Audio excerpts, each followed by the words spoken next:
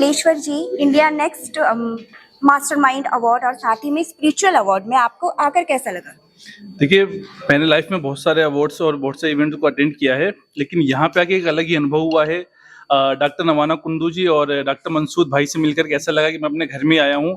इन लोगों ने एक ऐसा प्लेटफॉर्म बनाया जहाँ पे युवाओं को या फिर जिनके अंदर कैपेबिलिटी, जिनके अंदर क्षमता है, उनको एक मंच दिया जा रहा है ताकि वो भविष्य में, फ्यूचर में कुछ अच्छा कर सके।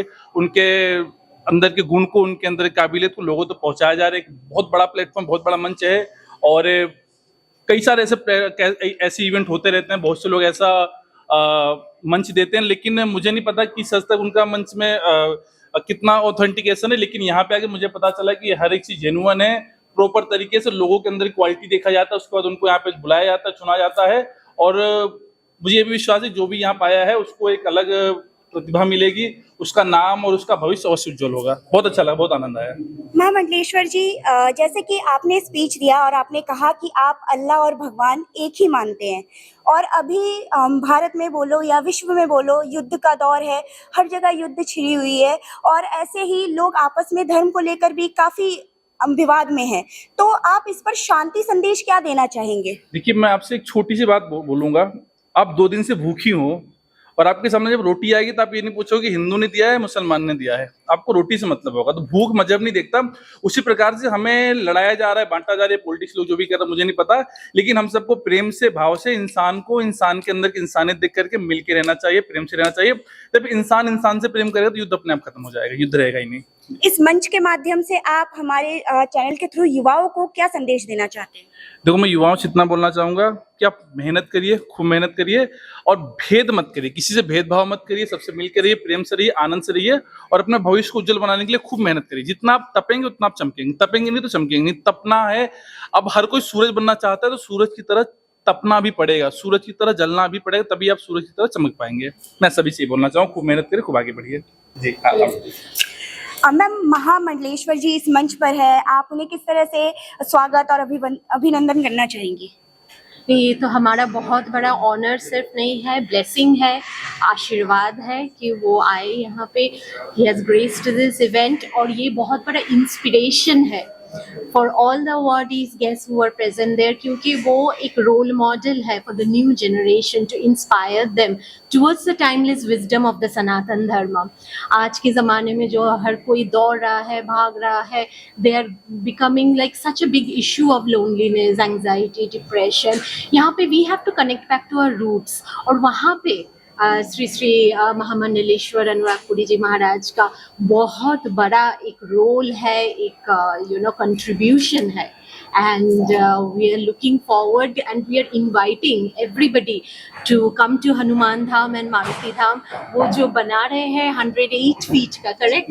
हाँ, जो हनुमान जी का, because I always said कि नॉर्थ पे हमेशा जितने भी अटैक्स हुए, अग्रेशन हुए, नॉर्थ से आया हुआ है।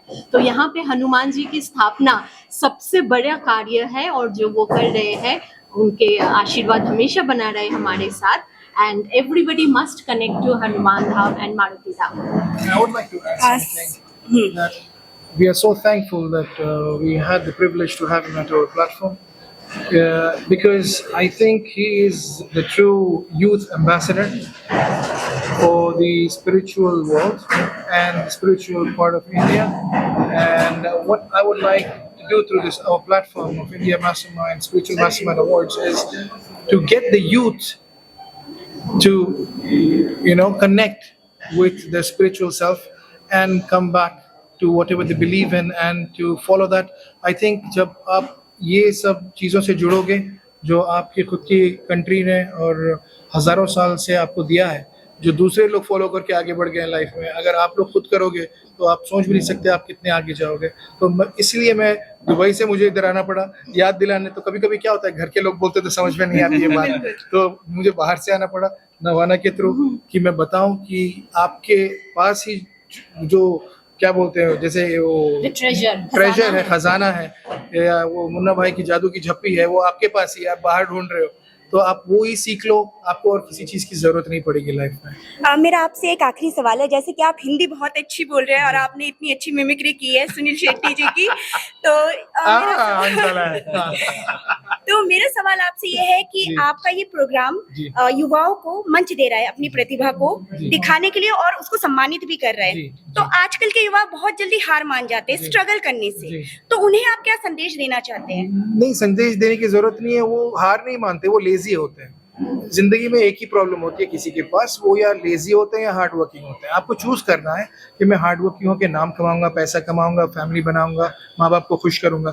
जो भी चीज़ ये 4 चीज़ों से मोहब्बत करता है वो मेहनत करता है, जो नहीं करता वो लेजी होता है और दुनिया को ब्लेम करता है उसके लिए। तो हम लोग को चाहिए कि उनको एडवाइस करें, 2-3 बार करते हैं तो ठीक है, वरना जो सुनता है उसके पीछे भागे।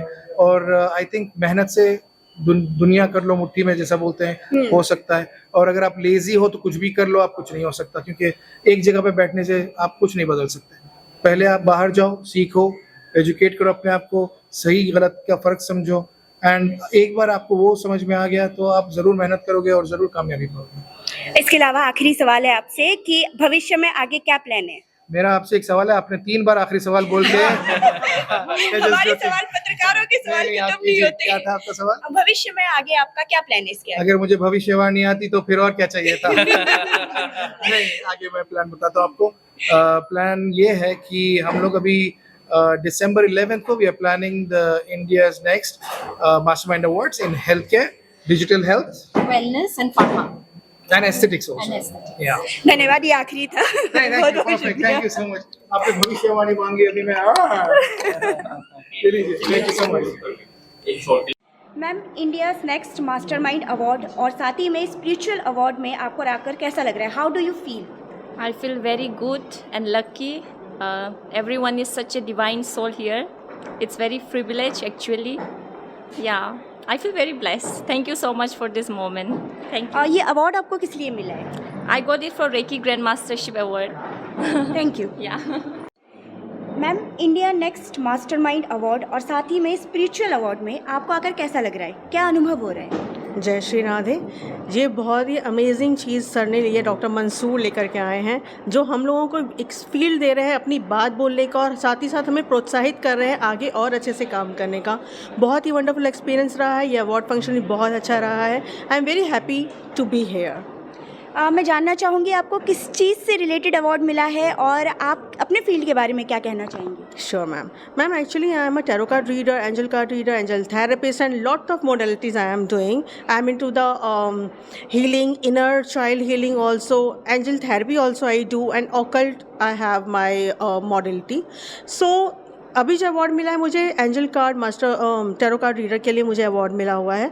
और मैं इस फील्ड के बारे में यही कहना चाहूँगी कि मैम कि अगर कोई इंसान स्टक है अपनी लाइफ में और वो गाइड नहीं कर पा रहे अपने आप को कि मुझे कहाँ जाना है, वहाँ पे आपको हमारे टैरो कार्ड से हेल्प मिलती है। आपके फ्यूचर प्रेडिक्शंस भी होते हैं, आप जो भी सवाल आप पूछते हो आपको उसका एक्यूरेट आंसर मिलता है, और बाकी हीलिंग की मॉडलिटीज़ से आप अपनी लाइफ को हील कर सकते हो। Thank you ma'am. So much. मेरा सवाल सबसे पहले आपसे ये है कि इंडिया नेक्स्ट मास्टरमाइंड अवार्ड और साथ ही में स्पिरिचुअल अवार्ड में आपको इस मंच पर आकर कैसा लग रहा है? मुझे यहाँ पे आकर बहुत अच्छा लगा। जो यहाँ की एनर्जी है, जो यहाँ के लोग हैं, जो यहाँ के व्यवस्थापक हैं, मास्टरमाइंड के जो कार्यकर्ता हैं, सभी परिवार बहुत अच्छे और बहुत मन से लगन से काम कर रहे हैं। डॉक्टर मंसूर और डॉक्टर नवाना जी का आप कैसे शुक्रिया अदा करेंगे? मेरे लिए उनके लिए शब्द नहीं है जो मैं आभार कर पाऊँ। बहुत मन से और दिल से, हृदय से उनका धन्यवाद करूँगा। और हमारे चैनल के माध्यम से युवाओं को आप क्या बोलना चाहेंगे? अपने संस्कृति से जुड़ें, संस्कारों से जुड़ें और वेद वेदांग सनातन धर्म से जुड़े रहेंगे तो अच्छा रहेगा और उन्हें संस्कृति का पता रहेगा। नहीं तो आगे बहुत समस्याएं हैं, लोगों के लिए उलझने बहुत कुछ है। तो सनातन से जुड़ा रहें, वही मैं सबसे कामना करूँगा। धन्यवाद।